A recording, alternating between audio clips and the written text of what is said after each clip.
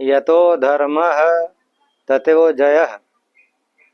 एकम सनातन भारत दल छत्तीसगढ़ से मैं लक्ष्मण पाठक आप सब प्रदेश अध्यक्ष आप सभी का हार्दिक स्वागत एवं अभिनंदन करता हूं। एकम सनातन भारत दल के उदय के साथ ही सनातन पुनर्जागरण का उद्घोष शुरू हो चुका है। विभिन्न मुद्दों के क्रम में आज हम लोग चर्चा करेंगे कि भारत में ही अपने ही देश में हिंदुओं की स्थिति। तो इस चर्चा को शुरू करते हैं। यह देखा गया है कि कोई भी राजसत्ता हिंदुओं के पक्ष में काम नहीं की है। जैसे जब कांग्रेस सत्ता में थी तो वो बहुत सारा नियम कानून लेकर के आई जो कि हिंदुओं के पक्ष में नहीं था। जैसे Waqf board, Waqf act, religious and charitable endowment India act, जो कि मंदिरों के सरकारी अधिग्रहण से संबंधित है, जिसको सरकार अधिग्रहण की है। 4 लाख ऐसे मठ मंदिर हैं, उससे होने वाली 3 लाख करोड़ की आय का ब्यौरा सरकार कभी पेश नहीं करती। मुस्लिम पर्सनल लॉ बोर्ड बना, माइनॉरिटी कमीशन बना, रिलीजियस वर्शिप एक्ट बना। उसमें जो सबसे खतरनाक एक्ट है वक्फ एक्ट, जिसमें वक्फ बोर्ड को यह पावर है कि यदि वो किसी ज़मीन को कह दे कि ये हमारी ज़मीन है, तो जिसकी ज़मीन है उसको प्रमाणित करना पड़ेगा कि वो उसकी ज़मीन है। जिसकी ज़मीन है उसको प्रमाणित करना पड़ेगा कि वह उसकी ज़मीन है। कागजात वगैरह उसे दिखाने होंगे, वक्फ बोर्ड को नहीं दिखाना होगा। यदि किसी हालत में यदि किसी तरह वो दिखा नहीं पाया तो ऐसे में वक्फ बोर्ड की प्रॉपर्टी हो जाएगी। तो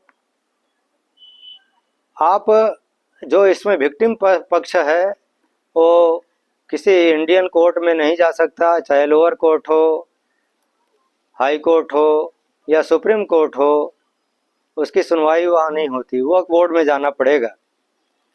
तो वक्फ बोर्ड क्या फैसला देगा आप सब समझ ही सकते हैं। तो ये कितना खतरनाक है। यही कारण है कि आज मुस्लिमों के पास, माने वक्फ बोर्ड के पास, भारत में सबसे ज़्यादा जो ज़मीन है वह तीसरा नंबर पे है। पहले नंबर पे डिफेंस है, दूसरे पे रेलवे है और तीसरे पे वक्फ बोर्ड है। तो इसे समझा जा सकता है कि क्या स्थिति है। अंततः ये बात तो समझ में आते ही है कि बार बार गजवाए हिंद मतलब युद्ध द्वारा इस्लामिक शासन की स्थापना, बार बार यह घोषणा मुस्लिम कर रहे हैं, उनके मौलाना उलेमा कर रहे हैं, जो कि यह दर्शाता है कि उनका एक ही पर्पज है, देश से कोई प्रेम नहीं है। उनका एक ही पर्पज है कि कैसे इस्लामिक शासन की स्थापना भारत में किया जाए। तो यह बहुत चिंताजनक बात है। हिंदुओं की स्थिति बहुत दयनीय है। यदि हम आसपास के कंट्री में भी देखें तो बांग्लादेश में रोज़ हिंदू मारे जा रहे हैं। अभी कल ही की घटना है, 60 हिंदू घायल हुए हैं पत्थरबाजी में और अन्य बलवे में। तो कहने का मतलब है यही हालत पाकिस्तान में भी है। केवल ऐसा ही नहीं कि मारे जा रहे हैं या घायल किए जा रहे हैं, बहन बेटियों के साथ भी अत्याचार हो रहे हैं, उनके साथ बलात्कार हो रहे हैं। यह दर्शाता है कि हिंदुओं की स्थिति अपने ही देश में नहीं, विश्व के किसी भी कोने में यदि हिंदू हैं तो आज परेशान हैं। तो भारत सरकार को इस पर एक्शन लेना चाहिए।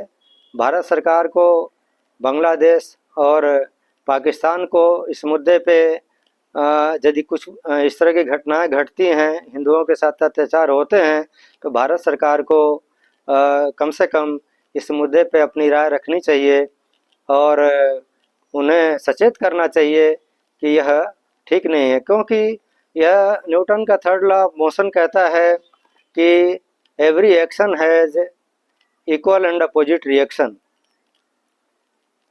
तो ये चीज़ें स्वाभाविक हैं, ये होती हैं। यदि लगातार हिंदू इस तरह प्रताड़ित होते रहेंगे तो एक समय आएगा कि हिंदू भी रास्ते पे आएंगे। उस समय क्या स्थिति बनेगी यह कल्पना का विषय नहीं है, क्योंकि जब इस तरह की सिचुएशन बन जाते हैं तो उसको कंट्रोल करना मुश्किल होता है। अतः ऐसी स्थिति बनने से कोई भी सरकार जो लोकतांत्रिक प्रक्रिया से चुनी गई है उसका कर्तव्य होता है कि वह सबका ध्यान रख करके चले। बीजेपी के काल में भी हुआ कि एक सच्चर कमेटी का रिकमेंडेशन आया था। कांग्रेस के समय सच्चर कमेटी कांग्रेस ने ही बनाया था, लेकिन उसके जो सजेशंस थे, उसके जो सुझाव थे, वो इसने लागू किया बीजेपी ने। तो उसमें यही था कि जो अनुसूचित वर्ग है उससे भी स्थिति मुस्लिमों की खराब है। यही कारण है कि आज 300 कानून उनके लिए बन गए।